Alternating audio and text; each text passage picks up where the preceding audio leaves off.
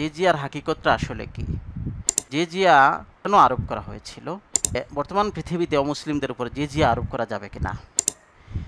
রাসূলদের আলাদা একটা পজিশন ছিল, তারা এই দুনিয়ার মধ্যে মানে আল্লাহর একটা আদালত হিসেবে আসতেন। আসসালামু আলাইকুম রহমতুল্লাহি বারাকাতু। সুপ্রিয় দর্শক শ্রোতা ভাই ও বোনেরা, আজকে জিজিয়া নিয়ে আমি আলোচনা করব। জিজিয়া নিয়ে তিনটি পয়েন্টে কথা বলবো। প্রথম পয়েন্ট হলো যে জিজিয়া আসলে কি, এই জিজিয়া করের হাকিকতটা কি। দ্বিতীয় পয়েন্ট হলো যে রাসূলুল্লাহ সাল্লাল্লাহু আলাইহি ওয়াসাল্লামের সময়ে বা সাহাবায়ে কেরামের সময়ে অমুসলিমদের উপর কেন জিজিয়া আরোপ করা হয়েছিল। তৃতীয় পয়েন্ট হলো যে বর্তমান পৃথিবীতে অমুসলিমদের উপর জিজিয়া কর আরোপ করা যাবে কিনা। প্রথম পয়েন্টে আসি যে জিজিয়ার হাকিকতটা আসলে কি। এটা হচ্ছে যে মূলত রাসূলুল্লাহ সাল্লাল্লাহু আলাইহি ওয়াসাল্লামের সময় বা সাহাবায়ে কেরামের সময়ে যারা আহলে কিতাব, ইহুদি খ্রিস্টান বা অন্য আসমানি গ্রন্থের অনুসারী ছিল, তাদের উপর একটা জিজিয়া বা একটা কর আরোপ করা হয়েছিল। যেহেতু রাসূলুল্লাহ সাল্লাল্লাহু আলাইহি ওয়াসাল্লামের বার্তা সরাসরি তারা পেয়েছিল, তারপরেও তারা সত্যকে বুঝে শুনে অস্বীকার করেছিল, সেই হিসেবে একটা শাস্তিস্বরূপ তাদেরকে এই দুনিয়াতে পরাজিত হয়ে থাকতে হয়েছে, অধীনস্থ হয়ে থাকতে হয়েছে। মুসলমানদের রাষ্ট্রের অধীনে তাদেরকে বাধ্য করা হয়েছিল যে অধীনস্থ হয়ে তাদেরকে থাকতে হবে এবং এটার চিহ্ন স্বরূপ এই জিজিয়া করটা তাদেরকে দিতে হতো। এই হচ্ছে জিজিয়ার হাকিকতটা। এখন আসি যে জিজিয়া রাসূলুল্লাহ সাল্লাল্লাহু আলাইহি ওয়াসাল্লামের সময় বা সাহাবায়ে কেরামের সময় এই যে আহলে কিতাব ইহুদি খ্রিস্টানদের উপর কেন আরোপ করা হয়েছিল, এটা যদি সংক্ষেপে বলি যে তাহলে এটা একজন রাসূলকে পেয়ে, তার বার্তা সরাসরি পেয়ে, সত্যকে বুঝে শুনে তারপরেও অস্বীকার করার কারণে এটা তাদের উপর একটা শাস্তি ছিল। তাদেরকে এই দুনিয়ার মধ্যে যদি বাঁচতে হয় তাহলে অধীনস্থ হয়ে পরাজিত হিসেবে থাকতে হবে, এটা তাদের উপর চাপিয়ে দেওয়া হয়েছিল একটা শাস্তি হিসেবে।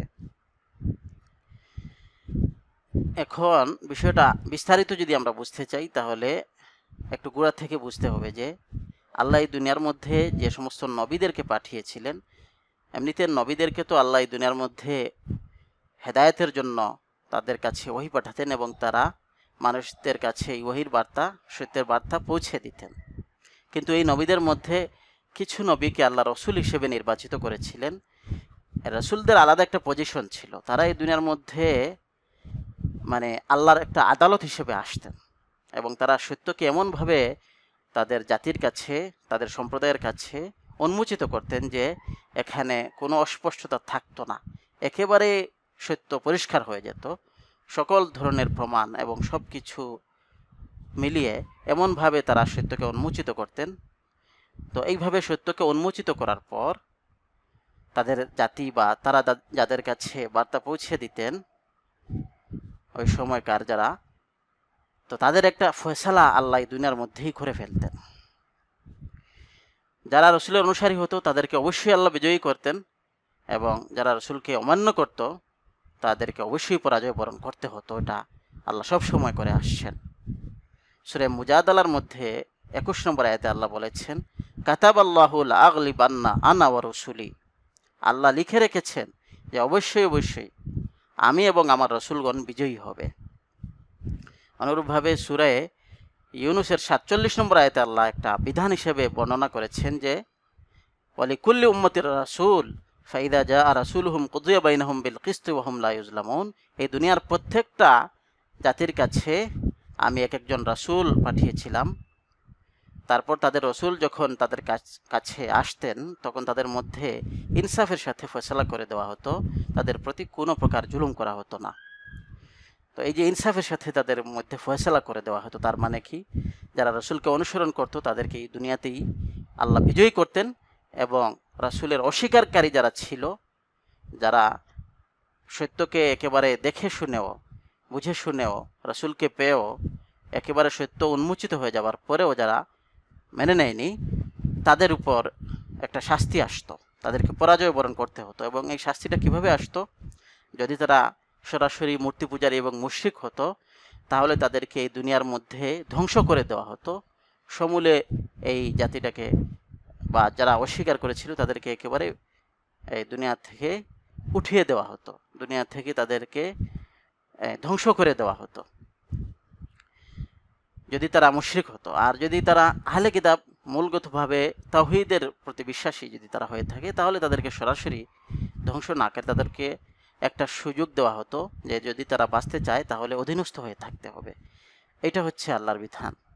তো এই বিধানটা রাসূলুল্লাহ সাল্লাল্লাহু আলাইহি ওয়াসাল্লামের সময়ে যখন এটাকে কার্যকর করা হয়েছিল, তখন মক্কার মুশরিক যারা ছিল তাদের ব্যাপারে, বা আরবের মুশরিক যারা ছিল তাদের ব্যাপারে ফয়সালা ছিল যে অবশ্যই তাদেরকে রাসূলকে মানতে হবে, নতুবা এই দুনিয়ার মধ্যে তাদেরকে ধ্বংস করে দেওয়া হবে। এবং এটা আচ্ছা, অন্য রসুলদের বেলায় এটা ছিল আসমানি আযাব এসে তাদেরকে ধ্বংস করে দেওয়া হতো। যেমন নূহ আলাইহিস সালামের কওমকে আসমানি আযাব এসে সরাসরি ধ্বংস করে দেওয়া হয়েছে। সালেহ আলাইহিস সালামের কওমকে, হুদ আলাইহিস সালামের কওমকে, তারপরে হচ্ছে যে ফেরাউন এবং তার অনুসারীদেরকে, এইভাবে প্রত্যেক রাসূলের কওম যারা অস্বীকার করেছিল তাদেরকে দুনিয়ার মধ্যে ধ্বংস করে দেওয়া হয়েছে যদি তারা মুশরিক হয়ে থাকে, সরাসরি মূর্তি পূজারী হয়ে থাকে। কিন্তু রাসূলুল্লাহ সাল্লাল্লাহু আলাইহি ওয়াসাল্লাম, রাসূল মুহাম্মদ সাল্লাল্লাহু আলাইহি ওয়াসাল্লামের সময় আল্লাহ সিদ্ধান্ত নিলেন যে যেহেতু তার অনুসারী উল্লেখযোগ্য সংখ্যায় হয়ে গিয়েছিলেন সাহাবায়ে কেরাম এবং একটা হিজরতের স্থান পেয়ে গিয়েছিলেন, সেই জন্য আল্লাহ ফয়সালা করলেন যে এটা আসমানি আযাব আর এই অস্বীকারীদের উপর সরাসরি আসমানি আযাব আসবে না, বরং রসুল এবং তার সাথীদের তরবারির মাধ্যমে এই অস্বীকারীদের ফয়সালা করা হবে। সুতরাং এটা সূরা তাওবার মধ্যে আল্লাহ সিদ্ধান্ত জানালেন। এই মুশরিকদের ব্যাপারে আল্লাহ সরাসরি বলেছেন সূরা তাওবার 14 নম্বর আয়াতে যে কাতিলুহুম ইউআযিবহুমুল্লাহু বিআইদিকুম, এই মুশরিকদের সাথে তোমরা যুদ্ধ করো হে সাহাবায়ে কেরাম, হে মুসলমানরা। ইউআযিবহুমুল্লাহু বিআইদিকুম ওয়া ইউখজিহিম ওয়া ইয়ানসুরকুম আলাইহিম, তোমরা তাদের সাথে যুদ্ধ করো, তোমাদের হাত দিয়ে আল্লাহ তাদেরকে শাস্তি দিবেন এবং তাদেরকে লাঞ্ছিত করবেন, আর তাদের বিরুদ্ধে তোমাদেরকে বিজয়ী করবেন। মানে তোমাদের হাত দিয়ে তোমাদের তরবারির দ্বারা আল্লাহ সাহায্য করবেন এবং তাদেরকে ধ্বংস করে দিবেন, এই দুনিয়া থেকে তাদেরকে উঠিয়ে দিবেন। এই সিদ্ধান্তটা আল্লাহ এইভাবে কার্যকরী করেছেন এবং সাহাবায়ে কেরাম রাসূলুল্লাহ সাল্লাল্লাহু আলাইহি ওয়াসাল্লামের সঙ্গে থেকে এইভাবেই করেছিলেন। কিন্তু যারা আহলে কিতাব ছিল তাদেরকে সরাসরি ধ্বংস করে দেওয়া হবে এইভাবে বিষয়টা বলা হয় নাই, বরং তাদেরকে একটা সুযোগ দেওয়া হয়েছিল যে তারা অধীনস্থ হয়ে থাকতে পারবে, পরাজয় বরণ করে অধীনস্থ হয়ে মুসলমানদের রাষ্ট্রের অধীনে জিজিয়া দিয়ে তারা থাকতে পারবে। সূরা তাওবার 29 নম্বর আয়াতেই আল্লাহ আহলে কিতাবের ব্যাপারে ফয়সালা শুনিয়েছেন যে কাতিলুল্লাযীনা লা ইউমিনুনা বিল্লাহি ওয়ালা বিল ইয়াউমিল আখিরি ওয়ালা ইউহাররিমুনা মা হারামাল্লাহু ওয়া রাসূলুহু ওয়ালা ইয়াদিনুনা দীনাল হাক্কি মিনাল্লাযীনা উতুল কিতাবা হাত্তা ইউতুল জিজিয়াতা আন ইয়াদিন ওয়া হুম সাগিরুন। হে মুসলমানরা, তোমরা এই যে আহলে কিতাবের মধ্য থেকে যারা আল্লাহর প্রতি, পরকালের প্রতি বিশ্বাস করে না, প্রকৃতপক্ষে বিশ্বাস করে না, এবং তারা আল্লাহ এবং রাসূল যা কিছু হারাম করেছেন সেটাকে হারাম মনে করে না এবং সত্য দিনকে তারা দিন হিসেবে গ্রহণ করে না, তাদের সাথে তোমরা যুদ্ধ করো যতক্ষণ না তারা নিজ হাতে জিজিয়া প্রদান করে এবং অধীনস্থ হয়ে মুসলমানদের রাষ্ট্রের অধীনে থাকে। এর আগ পর্যন্ত তাদের সাথে যুদ্ধ করো। মানে এই জিজিয়া না দিলে তাদের এই দুনিয়ার মধ্যে বেঁচে থাকার অধিকার থাকবে না, জিজিয়া দিয়ে তারা মুসলমানদের রাষ্ট্রের অধীনে অধীনস্থ হয়ে থাকতে হবে। এটা রাসূলুল্লাহ সাল্লাল্লাহু আলাইহি ওয়াসাল্লামের সময় এটা শাস্তি হিসেবে আহলে কিতাবদের ব্যাপারে ফয়সালা করা হয়েছিল। এই হচ্ছে এটার মূল বিষয়টা। এখন আসি তৃতীয় পয়েন্টে, যে বর্তমান পৃথিবীতে অমুসলিমদের উপর জিজিয়া আরোপ করা যাবে কিনা। আশা করা যায় যে পূর্বের আলোচনা থেকে এই বিষয়টা পরিষ্কার হয়ে গেছে যে এই জিজিয়াটা হলো মূলত রাসূল সাল্লাল্লাহু আলাইহি ওয়াসাল্লাম বা রাসূলকে পেয়ে, সত্যকে সরাসরি বুঝে শুনে রাসূলের বার্তা সরাসরি পেয়ে যারা অস্বীকার করেছিল আহলে কিতাবের মধ্য থেকে, তাদের উপর একটা শাস্তি হিসেবে আরোপ করা হয়েছিল। সুতরাং এটা পরিষ্কার যে এর পরে আর কখনো মানে কোনো অমুসলিমদের উপর জিজিয়া আরোপ করার কোনো সুযোগ নেই, যেহেতু আর কোনো রাসূল আসবেন না। আর যেহেতু রাসূলের মতো করে এইভাবে কেউ সত্য উন্মোচিত কেউ তো আর করতে পারবে না, সুতরাং এটা বর্তমান পৃথিবীতে অমুসলিমদের উপর জিজিয়া আরোপ করার কোনো সুযোগ নাই।